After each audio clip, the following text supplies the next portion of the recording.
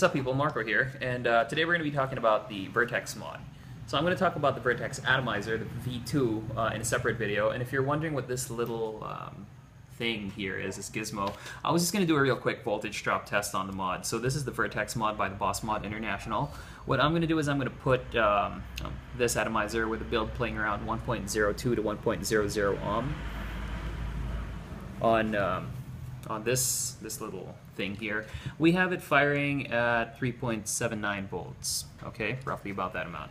So with a load of 1 ohm, what we're getting is 3.58, 3.54, so there's a loss of about 0.20, say 0.28, something like that.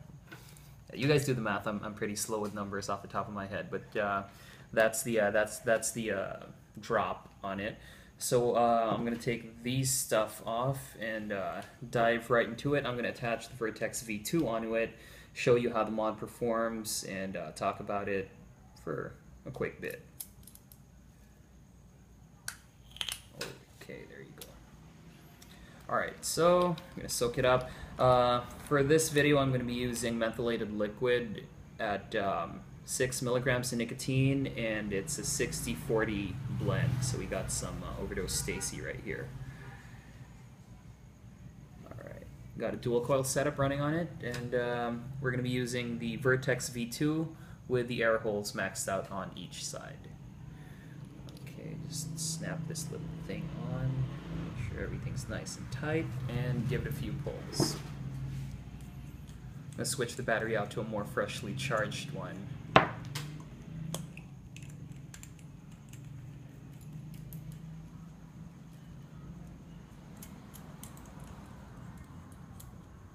Alrighty, there you go. Alright.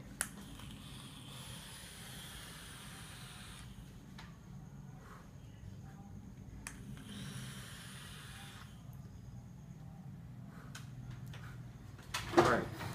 So you can see the mod can definitely chuck it. You've seen the voltage drop on it. Now it's time to take it apart and blab about it. Okay. So the tube is copper. The Vertex mod is a copper mod. The original release was in bare copper. This has a black coat on it for a more manly look, although I personally was a fan of the copper tube as well. So it comes in 650 config only. Okay, so it fits 18650 batteries with or without button tops. So flat tops, button tops, they both work fine. If you check it out, it is pure copper on the inside. I think I need to clean mine off a bit. The thread's getting pretty gunked up and shit. This is the bottom of it. On the tube, we have the Vertex logo very, very ostentatiously displayed. Vertex! You know, it's screaming at you, 'cause it's pretty big. Runs across the whole breadth of the tube. The positive and negative contacts are also both made of copper. They're well insulated. You can see the Delrin insulation right here and the ventilation holes over here with a solid copper contact on the negative on the firing mechanism. It is it is lockable, so at least we don't need to worry about that. It's very easy to lock and unlock with this little ring over here.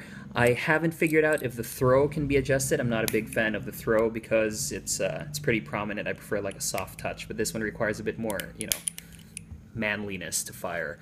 On the positive point, positive point of contact, we have a manually adjustable pin that attaches in here. The bigger one adjusts the contact into the 510 portion of the top cap, while it also has this little tiny manually adjusting telescoping pin to allow the battery to make contact with the whole positive point over here. The top portion is in 22 millimeter diameter, so anything 22 mm is going to sit flush on it right there. Okay, we have a bit of a juice basin here so that if your atomizer leaks, it gets soaked up over here. I haven't had any issues with the threading fucking me over when I get some leaks and it gets gunky and makes it hard to unscrew. I haven't had problems like that. You can get anything 22 mm to sit flush on it because of the adjustable positive points of contact. So that's the nitty-gritty of the entire mod taken apart. Now, the pros and the cons. The biggest con that I found with it is the firing mechanism. So you got the firing here on the bottom. You have the Boss Mod International here with the serial number displayed on the bottom. All right. And my beef with it, it really wouldn't be that big of a deal if it didn't get stuck on me. It does get stuck from time to time. Maybe I need to clean it. Maybe I just haven't gotten around to cleaning it. It might be my fault, but this is something that I had a problem with ever since I received it. Now, it's not really a... it's not really a very big sticking point, but I have to discuss it as a con because it's not a good thing, of course, because it has that resistance. You can hear that clicky sound whenever I fire it. It makes that annoying clicking sound. The sound isn't what pisses me off though. What gets to me is that sometimes it gets jammed, and it might, since I use cotton builds almost exclusively, it might just burn off the cotton, or while I'm taking a hit and I'm choking on the vapor, I'm not going to be able to get it out and take the pin off just like that, or lock it back or unscrew it or whatever.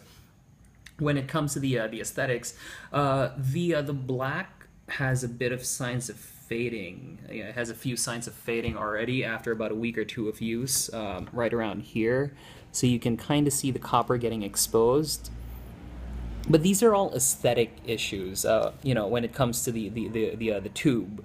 In terms of performance, in terms of power, I really can't say much negative about it. It's all, it is definitely a very hard-hitting mod, given that it is copper, the points of contact are copper, the way that the insulation is situated is, it's very efficient. I was just a bit baffled because there is a slit here on the bottom portion, on the firing mechanism. You can see that little slit right there. Obviously, this was placed here for ventilation so that your battery doesn't, if it heats up, you can get the, you can sort of have it cool down because it has this little slit right here. Now, I was just wondering why it was made, this way. I mean, the slit normally should be exposed when you're vaping it, so I would imagine maybe a slit on the bottom. It wouldn't look that nice, but then it would be more functional. Well, that's just me. But I was puzzled by the situation of the slit, which is obviously made for ventilation. In terms of weight, for a copper mod, it's not all that heavy, considering it's only available in 18650. I believe the reason why they did it that way and just kept it 18650 is because they wanted it to be as powerful as possible. And with 30 amp, 35 amp, 38, 40 amp batteries out there, 18650 is probably the best way to go. I mean, if you're into cloud chasing, this mod is definitely one of the ones to consider because of the power behind it. I would say though that I would prefer a the raw copper version. The black one is sleek and all, and it looks really nice and tight that way. But the raw copper version is definitely easier to maintain. I mean, when it fades, and I've seen some pretty nicely faded copper tubes for the Vertex mod. They look pretty damn nice. I mean, with the black one, I'm always worried that I might scratch it. It's going to look like shit. I'm going to have to sand it down or something like that. I don't know. But I try my best to take care of it so that the black doesn't fade out. It would look nice in 350. I mean, I have some 10.5 amp batteries here that I think could handle my builds, and they'd look really nice and tight in 350. So that's something to think about, the Boss Mod, guys. I mean, Melvin, you might want to think about that. But yeah, again, that's just me. But overall, the mod is definitely performing up to expectations. I can't really say anything about how hard it hits, because it really hits like a motherfucker, and I mean that strictly. It really hits pretty damn hard, and you've seen it. In fact, I think I'm going to take a few more pulls because it's just that much fun. And with the build I have, it's rated at 0.24 ohm.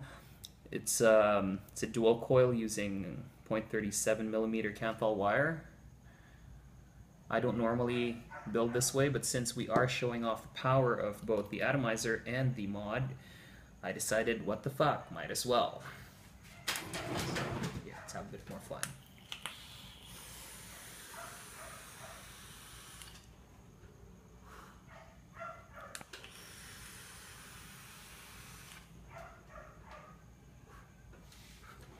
Well, there you go. That's the power behind the Vertex mod. In terms of value for money, I'm going to talk about the pricing and the comments, or not the comments, but the video description section.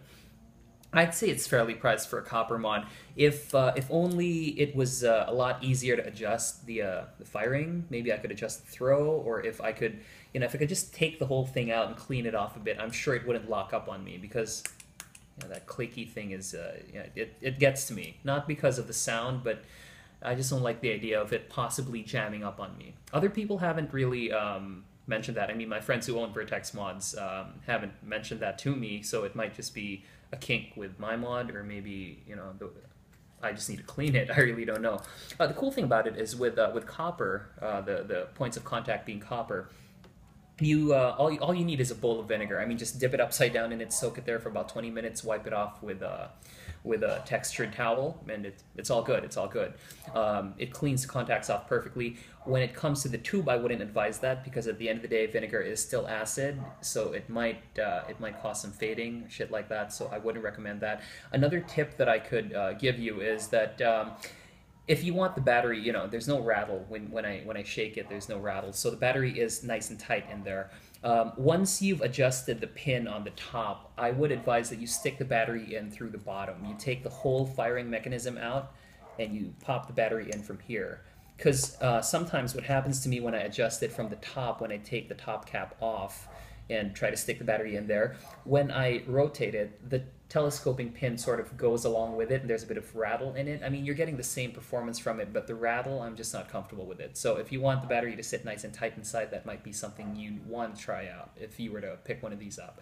So that's basically, oh, and by the way, the person who taught me that is a good friend of mine, Harold T. His shop also stocks the Vertex mod, so I'm going to see if I can stick a link in the description as well. So that is the Vertex mod for you guys. I'm going to talk about the atomizer in a bit in a separate video, which I'm going to be shooting right after I take a piss break because I really got to pee. I've been shooting videos for the past 2 hours. So there you go. That's the Vertex mod by the Boss Mod International. Thank you, Team TBM, for sending this over. That's basically all there is to talk about. All that's left for you guys to do is get the fuck out of your houses and go pick up one from a shop closest to you. So I'll catch you all soon. Big part, fellas. Cheers.